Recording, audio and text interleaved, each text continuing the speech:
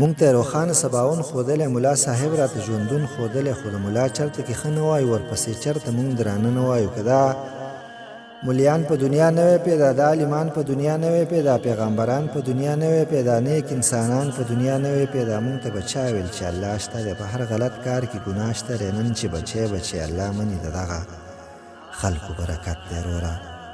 شاعره شونډې او زلفان پرېږده، سپینې چاچۍ او سره لبان پرېږده، چې دومره نرې جنازه ووایه، یا د مانځه راته مانه ووایه، راته په شمار شپږ کلمې ووایه، زه به دې ومنم چې ته صحیح یې مړه. علي په اوبینه نه یې خبر چغې وباسي چې ملا ښه نه دی، ستاسو ذهنونو باندې تور پورې دي، ستاسو په زړونو باندې تور پورې دي، ځکه د حق خبره نه کوې ته، د عبادت خبره نه کوې ته.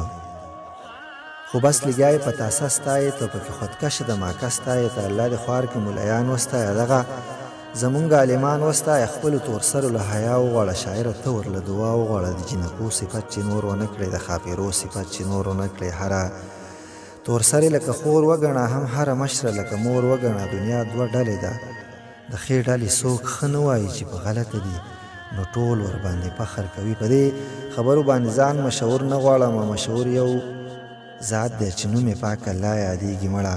په سا او زه به څنګه تکبر وکړمه، دومره بېوسه یم، زما خپله کوټه نشته دی. امیر سالار د عالمانو قربان په منبر، ناست د ملایانو قربان او په منبر ناست د ملایانو